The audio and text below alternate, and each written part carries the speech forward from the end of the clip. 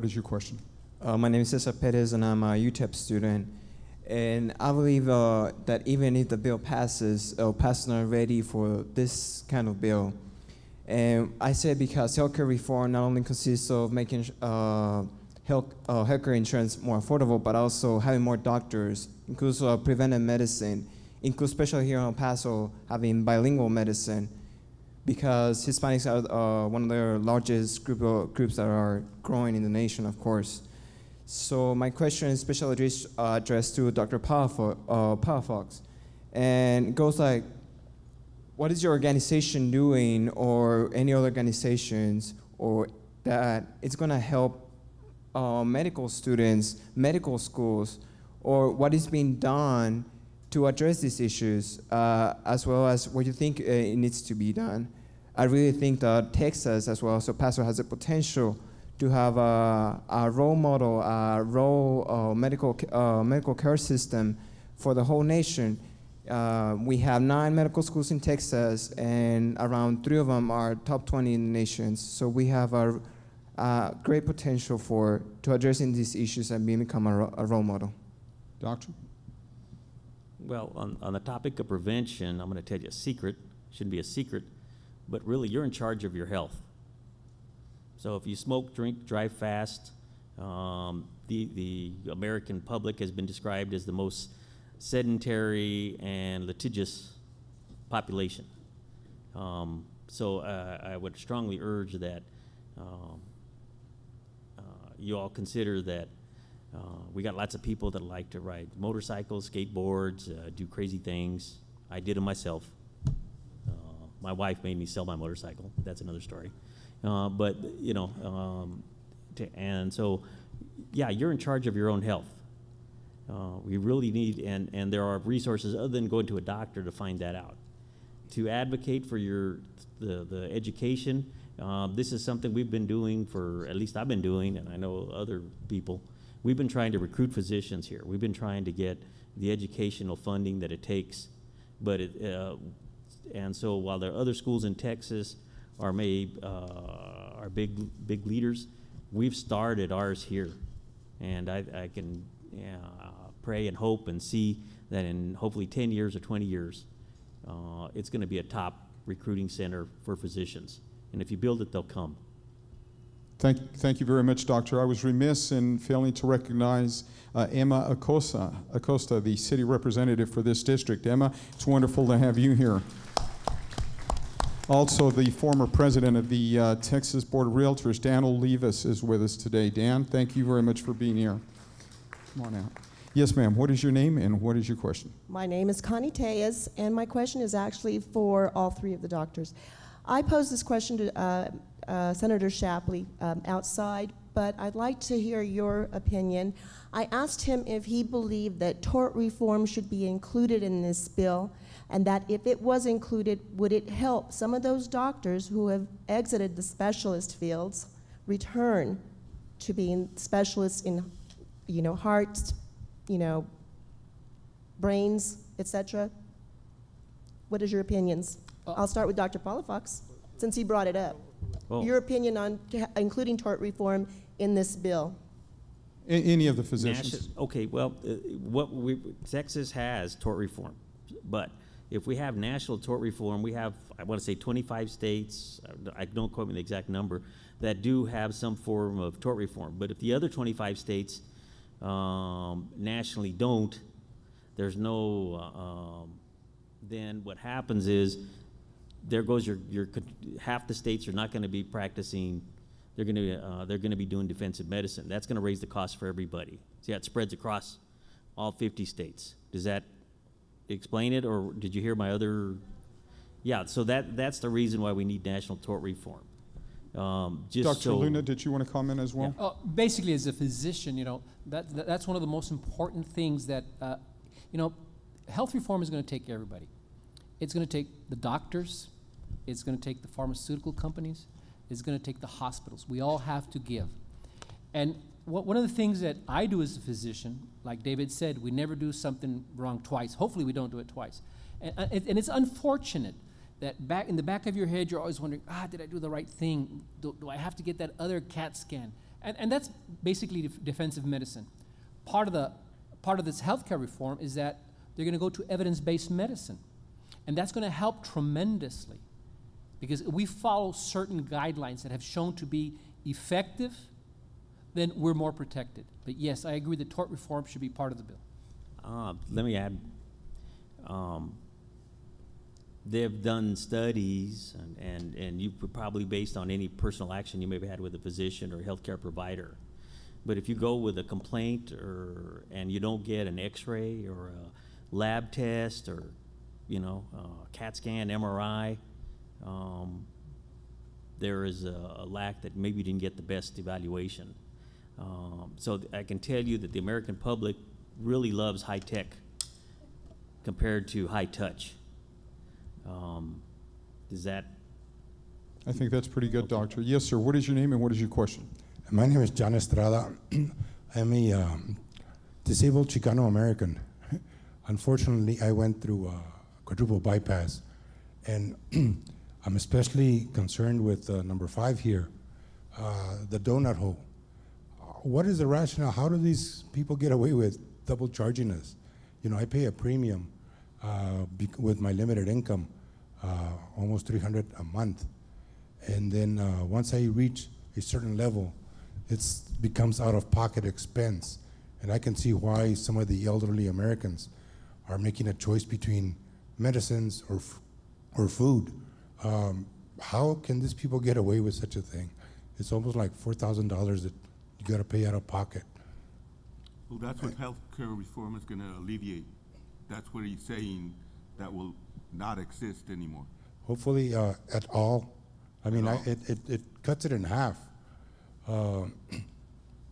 And that's what I'm concerned about, that it does do that. And that's why it's so important for you to continue to attend these meetings, right? For you to be calling your politicians. And it's like the senator said earlier, and it's like all the congressmen and all the senators around this country are saying, this is not a done deal. This is in different committees. It's going to take some time.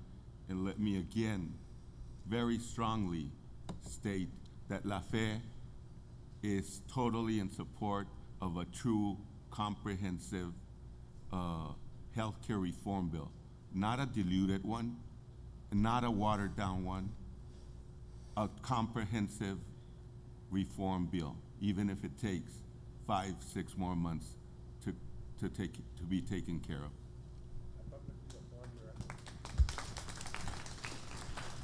Esther, it's great to have you here. Thank you. My name is Esther Perez. Dr. Paul Fox talked about how we are in charge of our health. The one thing that I suggest is that we should all try and take care of living wills while we are able to. If any of you have been to ICUs, you can imagine why I say this. It's true, a lot of people are saved, their lives are saved in ICU. But I have seen cases where I'm sure people are being kept alive because they didn't take care of a living will issue. When my mother was very sick, she was 80 years old when she died, but when she got very sick, we became her death panel. I mean, literally, because she begged us, please don't send me back to the hospital. Let me go. So we all said, okay. Goodbye, Mom. Because she was so afraid of being in the ICU. So this is one thing that I wish we would always talk about when we're able to, before it's too late, taking care of a living will. Thank you. Amen. If I could address that just a little bit more, one of the things that's a myth is that they talk about the death panels, and that is totally bogus. The thing that this bill wants to introduce is something that I have been doing all my life. When I talk to my patients, and unfortunately patients do have cancer and they know they're going to die, we talk to them about their choices. I have hundreds of patients who says, doctor, let me die. I have hundreds of patients who say, do everything for me. It's a decision that's made between the doctor and the patient. This bill, the only thing it has in the content is that they recommend they pay physicians to do this. This is something doctors should do all the time. They're doing all the time. There is no such thing as a death panel. Sir, what is your name and what is your question, please?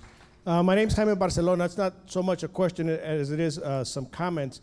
But, you know, John's right. When he looked at the complexity of Medicare, I'm a social worker. I've been dealing with people for 30 years about different things, trying to get folks to different health plans. Medicaid, there's a variety of different Medicaid programs. There's CHIP, there's TRICARE. My mother, before she passed away, had Medicare and Medicaid. How ludicrous is that? And then when we put her into a nursing home, she had to get a different Medicaid program that wouldn't be approved until she'd been there for 30 days.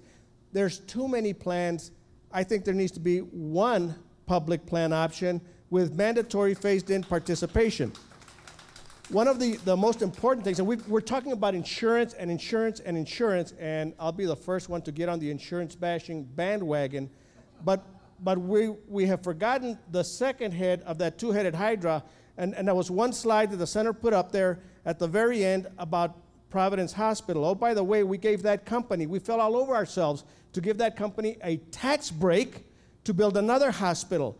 And there's very little being said about reforming the medical care, the delivery system of the companies, because if you follow the money, that's where the money's going. Yes, a lot of it's going to the insurance companies, but a lot of it is going to those medical companies, and I don't see a whole lot going on about that. And then the final thing that I'd like to comment that I think needs to be a deal breaker, because I've heard many comments about how we're going to pay for it. And there's two things that come up on how we're going to pay for it. And one of them will tax the tax benefit or the health benefit. And what does that mean to me? I know I negotiate the health plan for my business. They're going to tax me and are going to increase my taxable income by $4,500 a year. My taxes will go up if it goes to taxing my health benefit. And the other thing is they're going to limit the charitable contributions for the very wealthy, which means that the very wealthy will be less inclined to give to universities, to foundations, to the churches, and to all the other folks. Those are the things that I've heard that they're considering in terms of how to pay for this reform. And I say that those two pieces are non-starters, and I'd like to see the folks come up and say, we don't want those things. Those of us that are still working and getting that employment benefit at work shouldn't have to pay additional taxes. And by all means, don't take it out of charitable contributions. And I just happen to run a charitable organization. Thank you for your comments. Senator, did you want to speak to that? I think it's a work in progress. What you're talking about there is the way of paying for it, which is a surcharge on folks that are making over $350,000. I don't know which slide that is.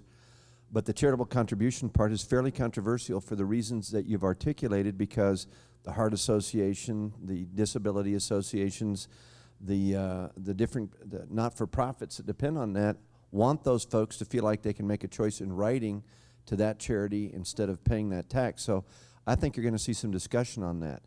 The surcharge itself, that piece of the money, is one of three ways they're talking about paying for it. And I think the important part is that it is sustainable, people know how it's being paid for, and they support it. I think at the end of the day, that's what you're going to want them to do. And so that means you have to put it out on the table, talk about it, make sure people understand what it is. You'll never get 100% of the people to agree with it, but you need to get a fair consensus across the board to say this is a program that we can sustain and this is the one that we can pay for. What I noted in Massachusetts is it's about $700 million a year more than it was when they started. And so they're looking out for how they're going to pay for it in the future because it's more expensive than they thought. And part of that is a lot of people lost their jobs. You went through a recession. The revenue streams, every one of these governments doesn't have the money that they had just 2 years ago. And so we're going to have to make sure that the money that's in this system is sustainable, that it's going to be there and it's sustainable and the program will pay for itself. I think it's an important part of it.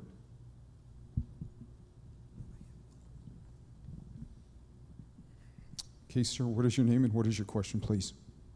My name is Timothy Bullock, and I have a question. I think, I'm not sure, you can select which one would like to comment, but it's my understanding that competition often fosters quality, and we are very innovative in America with medicine, And with the changes in healthcare, the proposed changes, where do you see that innovation in medicine going in the future? Anybody on the panel? One of the things that's not explicitly listed on HR 3200 is pay for performance. And that's as competitive as physicians can get. They're thinking about reimbursing us based on our outcomes. Did I make sure that every woman at 40 got her mammogram?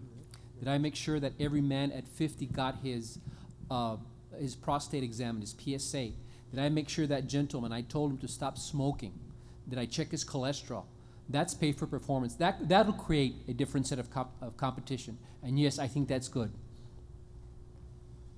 Sir, what is your name and what is your question or comment? My name is Raul Amaya. I have a little bit of familiarity with the insurance industry. I've been involved in the industry in roundabout ways for over 25 years. And I wouldn't trust that industry any further than I can throw their big buildings around. The reason we don't have health care insurance in this country, and it's been called for since Harry Truman's day, is the insurance industry. They're incredibly powerful, incredibly wealthy, and they can buy a lot of politicians. Unfortunately, too many of them. It's not rocket science. Medicine is rocket science. And I trust the physicians and the people in the healthcare community to do their jobs, and I know they're trying to do the best jobs they can. Insurance industry is not rocket science. It's the law of large numbers. The more people that you have insured, the lower the cost to each individual risk. That's what we need to have. I hope a public option is going to be in there. If it's not, we're not going anywhere. Ideally, we should have a one-payer system. Thank you for all the folks that are working on this important issue. I was remiss in acknowledging former city representative, former county commissioner Larry Medina is also in the audience. If you'd recognize him with a round of applause, please. Yes, sir. Yes, sir. You had a second question. Yes, Donald Derryberry. You doctors know that I'm under Medicare, and you know that a lot of physicians won't accept Medicare because they pay too little. Isn't that correct? True. Yes. But All probably right. And not then so much in another, this the Veterans Program is a government program too, and you heard the man say the veterans hospitals are a mess. He can't get treatment. We had a man from Canada on television the other night telling about the same thing, people waiting to see a specialist as much as 6 months, people waiting to have surgery as much as 6 months. What makes you think if we pass a health care program that we won't have the same problems? I can address that partially. Maybe David can help me. There's two different sets of Medicare. Most physicians will take traditional Medicare because with traditional Medicare, you can go to any physician you want, any hospital you want. The biggest problem with physicians not taking Medicare is that the Advantage plans. That's the Medicare Advantage plans where they ration care, they tell you where to go, what patients to see, and you're nodding your head, but that was my answer. Yes, sir. What is your name and what is your question? Okay, my name's Bob Henderson. My question, okay, good. Okay. Seems like we're going to have a really fine-tuned balance here. Particularly, you're talking about a shortage of physicians, and you're talking about expanding the base of people that are going to be covered by medical care. What are they doing to address that in the legislation, and how are they going to do this balancing act, which is going to be pretty difficult? You don't produce a physician overnight. You're going to have a whole bunch of people coming on board, and you're going to have fewer doctors per patient load. Tell me, how is that going to work, and who's going to handle this? And it seems like a problem. Has anybody talked about this issue? We talk about it all the time, if I may. There's a couple of things that the senator did mention. Number one, we have our medical school. We're working on it to produce our own doctors. And second, there is a new bill. Most uninsured live in cities and counties like us. They live in the border. One of the things that was in the bill the senator talked about is that physicians can get their loans repaid if they come work in underserved areas. So that's directly addressing that issue. Senator? Coming your way. A lot of that is state law. A lot of where you have licensing, how you produce physicians, is a matter of state law, and it's not covered here But you are exactly right that we need to put it on the table and look at it. And if there's a city in America that needs to look at it right now, it's El Paso. And it's because of the BRAC families and dependents that are coming here. We have to recruit 680 doctors in the next 4 years. Now, there's only two ways to approach this. You grow your own, and you are right about how long it takes to grow a doctor. I got one in my house. She's called my daughter. And it takes a lot of money and a lot of time. She's a second-year medical student. I'm very proud of that young lady. She's in Dallas, and I hope she'll come right back here. One way to do it is to develop the pipeline much bigger. Instead of having 150 or 200 slots at a nursing school, make it 300, and make the slots correspond with the demand. Same on the medical side. And then lower the cost of producing that student where they can do it, and they'll get their tuition paid for. Those measures we took in large part last session. Those programs are working. I don't think they're working to the degree that we're going to need them to work if we do healthcare reform, and we got another 230,000, 250,000 people here that now have health insurance because we need another third more doctors. And if it happens, you know what? We're going to have to do it. The second thing that I'd say is you have to recruit them, and that's a matter of licensing. You can't have licensing exclusions where a doctor tries to get into Texas, and Texas has made it hard for them to move here from a state like Iowa, or if they want to come in from a country like India, that we'll take them and bring them in. We worked on that. I want to recognize a young lady in my office. Sushma, can you stand up, please?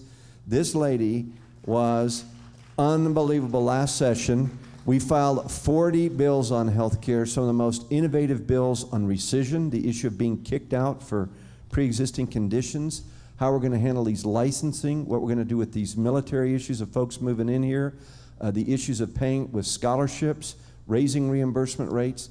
She was the law school editor of the Health Journal at the University of Houston. That's the medical center of the biggest medical center in the country. This is a bright, bright young lady. She is overworked and underpaid. Sushma for mayor. All right, coming your way. What is your name and what is your question, please? My name is Robert Garza. I'm an 18-year-old UTEP student who just happens to be uninsured.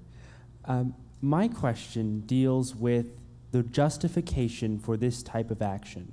As a lawyer, I'm sure Senator Shapley is well aware that when you make a statement of fact, you have a burden of proof.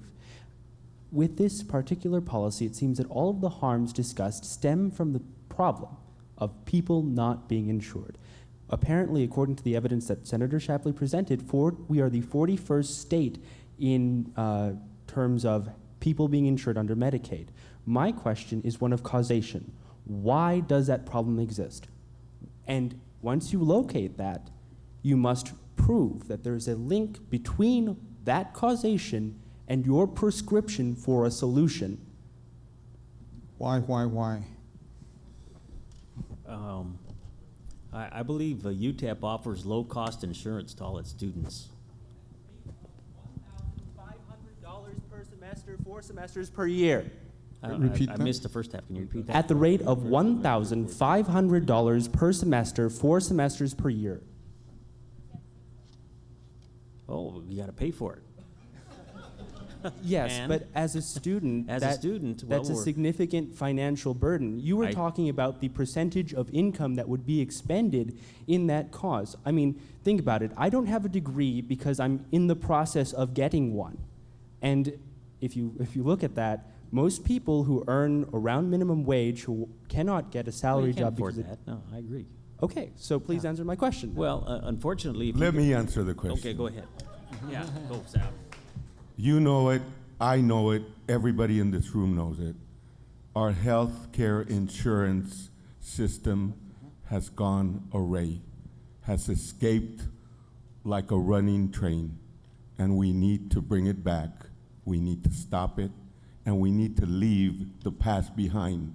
The whys should be turned into the why nots. We don't need to think outside of the box anymore. We don't need to think outside of the box. That box is spoiled, it's rotten, it's no good. Let's create a new box, and let's go from there.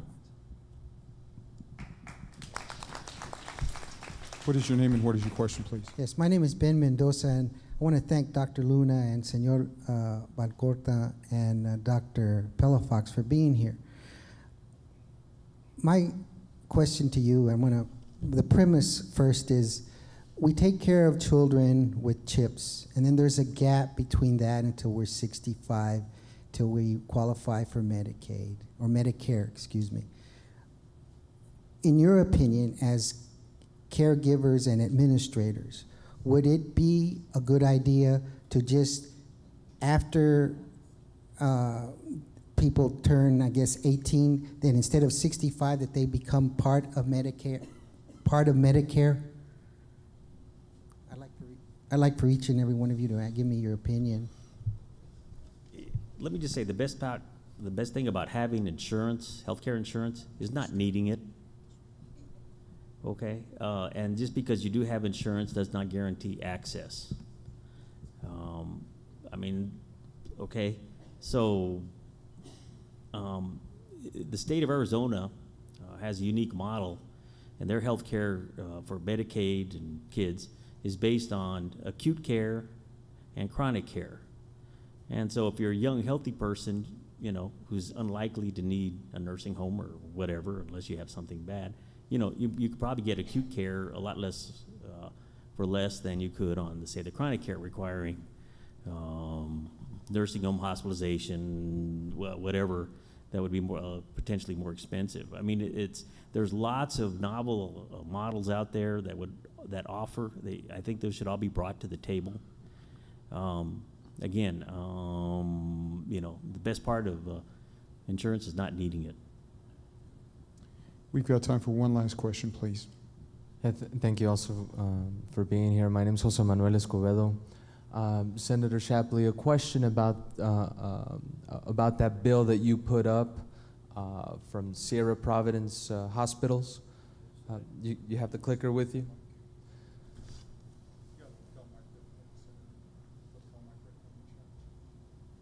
All right, so that bill that you have up there from either Sierra or Providence, it has one line there for adjustments, right? It's like $93,000. What is that adjustment right there? Where is that coming from? The $93,000 adjustment, I think, is what he's speaking of, the reduction. We need the lapel mic up. Okay. It works. Thank you. Oh, sorry. So the bill was $101,000. You can see the dates of service, 5/15, 5/17, went in on one night, came out after 2 nights, 101,456. The paid by the insurance company was $7,332.02. So the insurance company, I'm not sure if it was Blue Cross Blue Shield, they got on the phone, they sat down, they went through the bill, they X'd out every third thing and said, I'm not going to pay it. And they wrote a check for $7,332. The $93,000 is what the hospital will say is uncompensated care. And in some cases, that is turned around and then billed, depending on the contract, to the patient. Hold on. That is called balance billing. And that's where folks that do have insurance get a copy of this bill and say, I'm going to have to go back in the hospital because I got another heart attack. That's a problem that we've got. And the question, one of the questions that the administration, that Obama and others are trying to address is overutilization. If you took this bill, the catheter alone was $6,000, the placing of the catheter. So your question is, who paid it? In this case, no one paid it because the insurance coverage precluded the patient from being billed for the balance. And at that point, then Tenet tells the federal government, this is what you owe me now. Is that right? My understanding is that... No, not in this case. This is a commercial private pay insurance patient. That's what it is. This is a guy that had Blue Cross Blue Shield coverage. He happened to have it through a state pool. He went in. He had this 2 days in the hospital. The insurance company paid $7,332. The hospital would have taken the 93 and written it off and said, we can't collect this, and then would have used it as an uncompensated care number in this case. Now, if you went in there and you didn't have that insurance company, you'd get this $101,000 bill, and then you'd have to sit there and dicker on what you could pay with what amount of money over what period of time. Now, the question that I think the American public has is, what's the real number? What is the real number for the care that's being provided? And then how do we arrive at that number and make sure that that's what we agree as taxpayers is the amount that we ought to be paying? This bill right here presents some of the major issues in American medicine today. And if you go through the bill and you look at what's being line item charged for some of the services rendered, you'll see some of the issues on overutilization that the president's trying to address. Let's go back and look at this slide. These are for cardiac care. So this was a cardiac care patient. These are cost numbers. If you take all the cost codes in cardiac and divide it by the number of patients that came in, that's what that represents. And so the question you have to ask is, how could you get rid of the public option? It is the public option that is keeping the cost contained when you talk about the solutions in Washington, D.C. If you're asking me as a senator for El Paso, who does this at the state level, I would insist that the public option stay on the table. Have to have it.